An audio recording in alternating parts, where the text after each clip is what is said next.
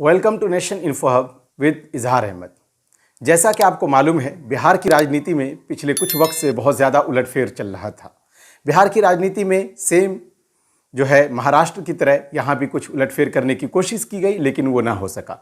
Finally Bihar में चाचा भतीजे, यानी जो कहा जाता है नीतीश कुमार को चाचा और तेजस्वी यादव को भतीजा, चाचा भतीजे की सरकार बन गई है। चाचा ने 8 बार अब तक बिहार के सीएम के तौर पर शपथ लिया है, यानी नीतीश कुमार जी ने बिहार में 8वीं बार सीएम के तौर पर शपथ ले लिया है।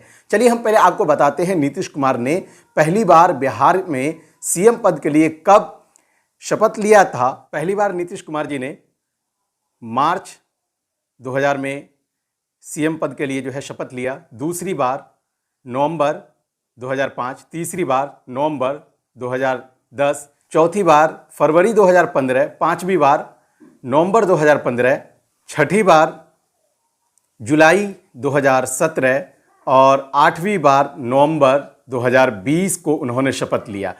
छठी बार जब उन्होंने शपथ लिया तो उस टाइम जो है आरजेडी से यानी महागठबंधन से जो है नीतीश कुमार अलग होकर बीजेपी एनडीए के साथ अपनी सरकार बनाए जब उन्होंने शपथ लिया। उसके बाद 7वीं बार उन्होंने 2020 का विधानसभा चुनाव हुआ, उसके बाद उन्होंने बीजेपी के साथ गठबंधन में उन्होंने अपनी सरकार बनाई। 8वीं बार फिर सीएम पद के लिए शपथ ले चुके हैं नीतीश कुमार, और इस 8वीं बार की वजह यह है कि इनकी सरकार अभी बीजेपी के साथ थी। बीजेपी से उन्होंने कल ही की डेट में उन्होंने जो है रिज़ाइन किया और उन्होंने इस्तीफा देने के बाद अब आरजेडी के साथ यानी बिहार में महागठबंधन के साथ उन्होंने अपनी सरकार बनाई है और 8वीं बार सीएम पद के लिए शपथ ले चुके हैं। तो वहीं डिप्टी सीएम पद के लिए तेजस्वी यादव ने शपथ ली है। बाकी जो भी मंत्रिमंडल है उसमें अभी विस्तार होना बाकी है। इस महागठबंधन में 7 दल है, इसकी वजह से अभी विस्तार होने में वक्त लगेगा। अभी डिसाइड करना बाकी है कि किसको कौन से पोजीशन के लिए रखना है। अभी सिर्फ सीएम और डिप्टी सीएम के पद का जो है शपथ लिया गया है। इसमें अगर महागठबंधन में कांग्रेस, जेडीयू, आरजेडी, हम, लेफ्ट और एक निर्दलीय वो भी शामिल है, इसलिए मंत्रिमंडल के विस्तार में अभी थोड़ा और वक्त लग सकता है। इस शपथ समारोह में राजभवन लालू यादव के परिवार से तेज प्रताप यादव, राबड़ी देवी और तेजस्वी यादव की पत्नी रेचल भी शामिल हुई। लालू यादव बीमार होने की वजह से इस शपथ समारोह में शामिल नहीं हो सके, क्योंकि लालू यादव का इलाज अभी फ़िलहाल दिल्ली में चल रहा है और वहीं दिल्ली में वो एडमिट है, जिसकी वजह से इस समारोह में उनके फैमिली मेंबर में से 4 लोगों ने पार्टिसिपेट किया।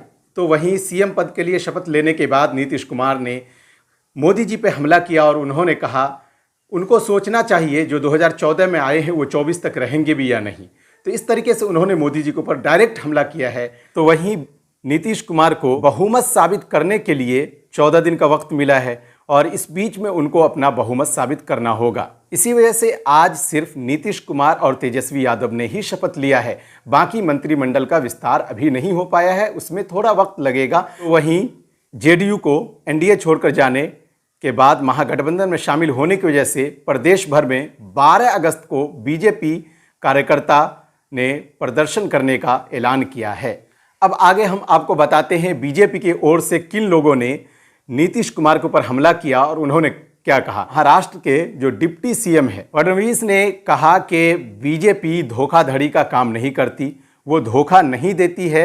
ये गलत इल्ज़ाम है कि बीजेपी ने जेडीयू के साथ धोखा किया या जेडीयू को ख़त्म करने की कोशिश की, ये गलत इल्ज़ाम है। इस तरीके की बातें महाराष्ट्र के डिप्टी सीएम ने कहा। तो वहीं बिहार की राजनीति पे गिरिराज सिंह ने अपने ट्विटर के जरिए से ट्वीट करके हमला किया और उन्होंने क्या कहा, पहले आप इसको सुनिए। बिहार में शराबबंदी के बाद बिहार सरकार को मिलने वाला सारा राजस्व शराब माफिया को जाता है, जिसका इस्तेमाल जदयू अपनी पार्टी को जिंदा रखने के लिए करता है। आज शराबबंदी कानून हटेगा, कल जदयू खत्म होगा।